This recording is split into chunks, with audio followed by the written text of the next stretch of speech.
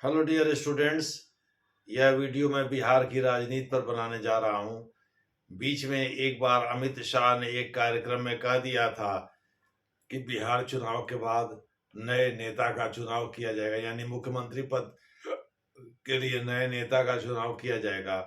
और इसी प्रकार से अटल बिहारी वाजपेयी वहाँ की जन्म शताब्दी जो कि 25 दिसंबर को पड़ती है, उस दिन वहाँ के बिहार के उप मुख्यमंत्री विजय सिन्हा जी ने उनको श्रद्धांजलि देने के बाद ये कह दिया कि बिहार में अटल बिहारी वाजपेयी का सपना तभी सही अर्थ में पूरा होगा जब यहाँ उनकी पार्टी का मुख्यमंत्री होगा। तो बड़े बड़े धुरंधर पत्रकार ये कयास लगाने लगे कि नीतीश कुमार हो सकता है पाला बदल दें। इसी बीच लालू यादव जी का एक बयान आ गया जिसमें उन्होंने नीतीश कुमार के लिए सारे खिड़की दरवाजे खोलने की बात कही।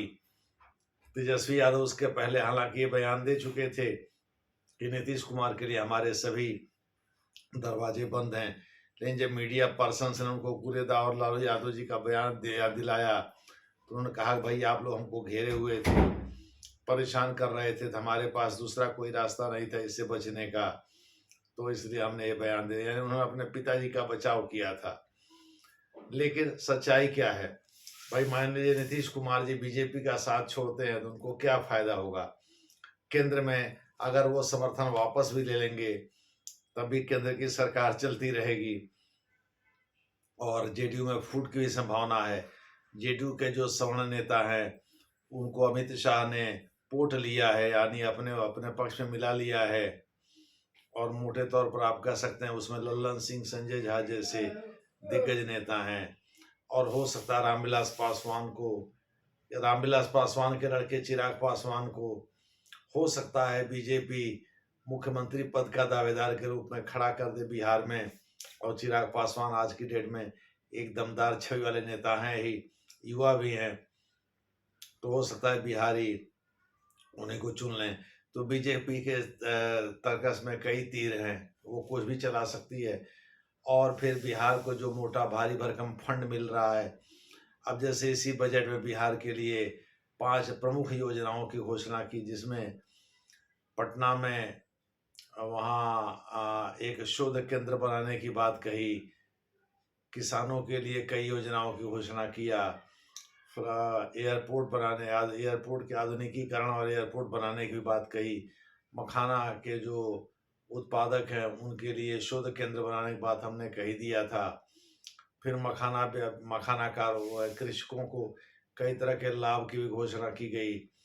मोटे तौर पर नीतीश कुमार को लालू यादव जी के साथ जाने से क्या मिलेगा? उनको पता है भाई केंद्र में बीजेपी सत्तारूढ़ अभी रहेगी और हर चीज में नरेंद्र मोदी नीतीश कुमार जी से पूछ ही लेते हैं, राय ले ही लेते हैं।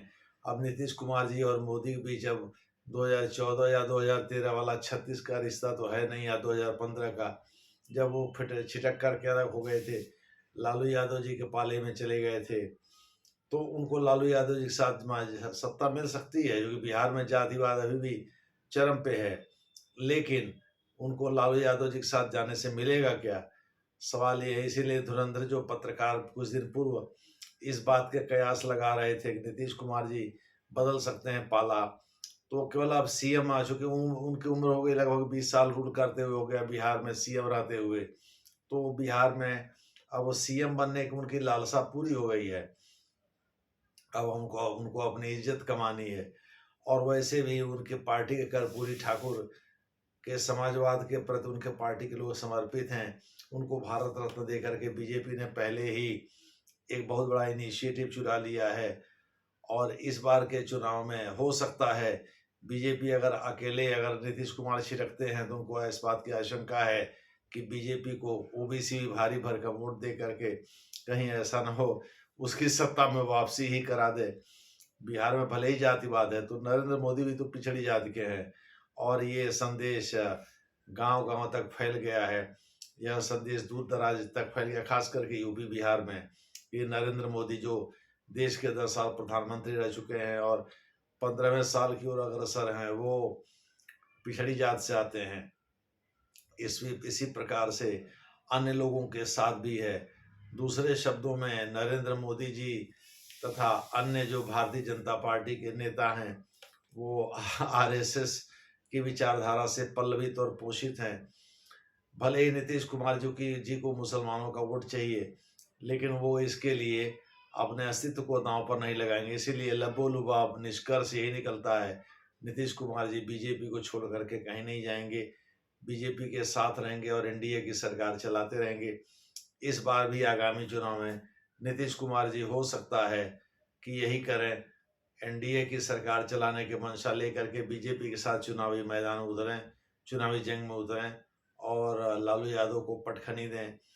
कोशिश यही करेंगे नीतीश कुमार जी कि लालू यादव की जो जातिवादी राजनीति है उसको ख़त्म किया जाए, जो जंगल राज है उसको ख़त्म किया जाए। अभी उन्होंने पद यात्रा भी की, कहा जा रहा है प्रशांत किशोर भी इस मामले में उनकी मदद कर रहे हैं। देखना है कि आगे क्या होता है, जैसा होगा वैसा आपसे बताया जाएगा। धन्यवाद।